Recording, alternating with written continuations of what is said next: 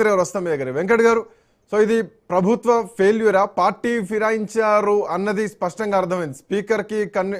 స్పీకర్కి మరి ఎందుకు కనిపించట్లేదో ఇది ప్రపంచం అంతా చూస్తోంది, ఆ నియోజకవర్గంలో ఉన్నటువంటి ప్రజలు చూస్తున్నారు.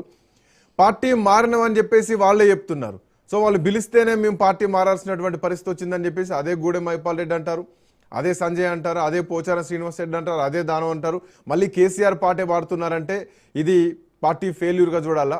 సో ఇక పార్టీ మారినటువంటి ఎమ్మెల్యేలా కాకుండా సొంత పార్టీలో ఉన్నటువంటి ఎమ్మెల్యేలు కూడా అసలు ఎక్కడా ఎవరు సవ్యంగా లేరు, ఎవరికి వారు ఒకరిపై ఒకరు గ్రడ్జ్ పెంచుకొని ఎవరికి వారు ఏమైనా తీరన్నట్టు కాంగ్రెస్ పార్టీలో కనిపిస్తోంది. సో ఇప్పుడు బయట నుంచి వచ్చిన వాళ్ళు కూడా పెద్దగా ఇవ్వలేకపోతున్నారు పార్టీలో అనేది స్పష్టంగా కనిపిస్తోంది కదా, ఇంక్లూడింగ్ ద గవర్నమెంట్లో కూడా. శ్రీకాంత్ గారు, ఇప్పుడు కవిత గారు బయటకు వచ్చేసారు, బీఆర్ఎస్ పార్టీ కూలిపోయిందా? ప్రతిపక్షంలో ఉన్న పార్టీ ఇప్పుడు ప్రభుత్వం కూలిపోతేనే వాళ్ళ పార్టీలో చీలికలు వచ్చాయి, అది వేరే విషయం. బట్ మీరు ప్రభుత్వంలో ఉండి పక్క పార్టీ నుంచి తెచ్చుకున్నా గానీ మీ దానిలో చీలికలు వస్తున్నాయి కదా. ఆన్సర్ కంటే క్వశ్చన్ పెద్దగా అయింది కదా సార్. శ్రీకాంత్ గారు నన్ను ఆన్సర్ చేయండి. శ్రీకాంత్ గారు, నేనేమంటున్నా, ఒకటి పోచారం శ్రీనివాస్ రెడ్డి గారు ఏమో బీఆర్ఎస్ పార్టీలో సీనియర్ అంటే సీనియర్ లీడర్ కాదండి. బీఆర్ఎస్ పార్టీలో ఉన్న వాళ్ళందరూ వేరే పార్టీలో పనిచేసి వచ్చిన వాళ్ళే. అది పోచారం శ్రీనివాస్ రెడ్డి గారు కావచ్చు, మీరు ఇందాక పేర్లు చదివారు కదా, ముగ్గురు పేర్లు, కడియం శ్రీహరి గారు కావచ్చు, లేకపోతే దానం నాగేంద్ర గారు కావచ్చు, వాళ్ళందరూ వేరే పార్టీ నుంచి వచ్చిన వాళ్ళే. ఈరోజు బీఆర్ఎస్ పార్టీకి సంబంధించిన ఆ ప్రభుత్వంలో 10 ఏళ్ళు ఉన్నంత కాలంలో కనీసం మీ ప్రభుత్వంలో 2 ఏళ్ళు కూడా ఉండలేకపోతున్నారు. ఎక్కడ జరుగుతుంది మరి మిస్టేక్?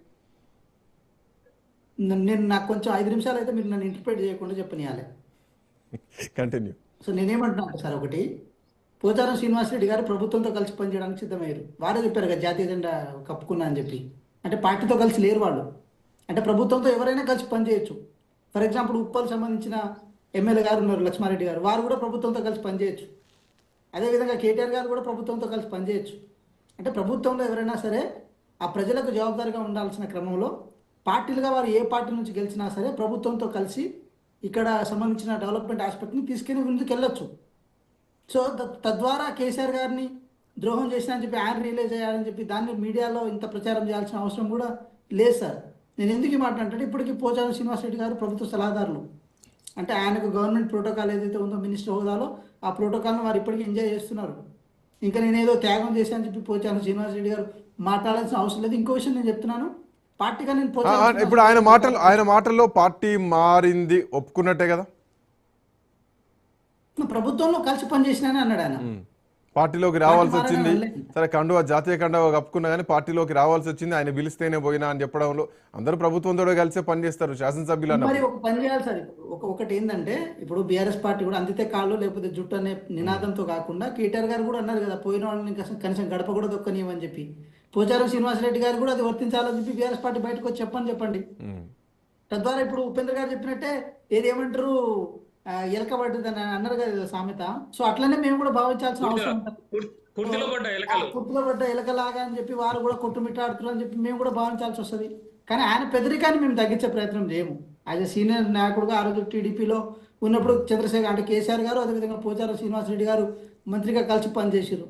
ఆ రోజుల్లోనే కర్నూలులో ఏదో స్టాంప్ డ్యూటీలో ఏదో ఎలిగేషన్ జరిగిందని చెప్పి పోచారం శ్రీనివాసరెడ్డి గారి మీద ఒక చిన్న ఎలిగేషన్స్ అలాంటివి ఉండే. సో విషయం రాజకీయాల్లో ఓడలు బండ్లు అయితే బండ్లు ఓడలు అయితే శ్రీకాంత్ గారు, నేనేమంటున్నా, ఆయన నిర్ణయాన్ని తప్పుపట్టేంత స్థాయి మాది కాకపోవచ్చు కాక. బట్ ఒకటి వెంకట్ గారు సరే పార్టీ తరఫున మాట్లాడవచ్చు, ఎవరైనా ఎంతైనా మాట్లాడవచ్చేమో కానీ, సో ఇక్కడ ప్రపంచం చూస్తోంది, తెలంగాణ సమాజం చూస్తోంది. ఆయన అన్నయ్యేటువంటి మాటలు అటు దానం నాగేందర్ కానీ లేదంటే పోచారం శ్రీనివాసరెడ్డి కానీ కేసీఆర్ పాట పాడుతున్నారు ఒక ఎమోషనల్గా. ఇది కూడా ఏదో పార్టీకి సంబంధించినటువంటి కార్యక్రమం కూడా కాదు, తన కార్యకర్తలతోటి తన అభిమానులతోటి ఏర్పాటు చేసినటువంటి సమావేశంలో సింపుల్గా కుర్చీ వేసుకొని కూర్చొని వాళ్ళతో చిట్ చాట్ చేస్తూ మాట్లాడారు. అది మైక్లో మాట్లాడారు. ఆ మాట్లాడినటువంటి మాటలే, మేము అనవసరంగా నిర్ణయం తీసుకున్నాం, 100 కోట్ల రూపాయలు ప్రభుత్వం నుంచి నిధులు రావాలి, ఇస్తారేమో అభివృద్ధి జరుగుద్దేమో అనుకున్నాం, సో కేసీఆర్ను మోసం చేసేటువంటి పరిస్థితి వచ్చిందని చెప్పేసి ఆయన ఒక ఆత్మ పరిశీలన చేసుకుంటున్నారు. సరే, ఇప్పుడు కాంగ్రెస్ పార్టీలో కానీ ప్రభుత్వంలో కానీ గొప్పతనం ఏంటంటే, గతంలో 10 సంవత్సరాలుగా వాళ్ళ ఏది కుంపటిలో ఉన్నప్పుడు ఏ రోజు బయటకు వచ్చి అసహనాన్ని వ్యక్తం చేసిన సందర్భాలు లేదు. తర్వాత ఒకసారి ప్రభుత్వం మారిన తర్వాత అయ్యో కుర్రో ముర్రో ఇలాంటి వ్యక్తి ఆయన అని చెప్పి కేశవరావు గారు కానీ, లేకపోతే పోచారం శ్రీనివాసరెడ్డి గారు కానీ, కడియం శ్రీహరి గారు కానీ, దాని నాగేంద్ర గారు కానీ అలా చాలా మంది పెద్ద మనుషులు అందరూ బయటకు వచ్చి మేము అక్కడ కుక్కన పేరులాగా బతికినాం, బయటకు వచ్చి ఇప్పుడు స్వేచ్ఛగా బతుకుతున్నాం అని అంటున్నారు. ఆ స్వేచ్ఛతోనే ఈ రోజు వారిని కేసీఆర్ గారిని అంటే పొగుడుతున్నారు. మీ మాట మీద ఆ స్వేచ్ఛ కూడా మీ మాట పైన అడుగుదాం ఉపేందర్ గారు.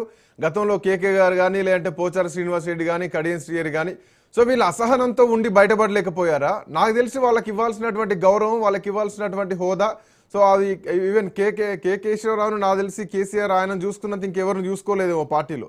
ఆయనకు కేసీఆర్ తర్వాత అంతటి నెంబర్ 2 పొజిషన్ ఇచ్చారు. సో అట్లాంటి వ్యక్తి పోతారని బహుశా ఎవరు ఊహించలేదు.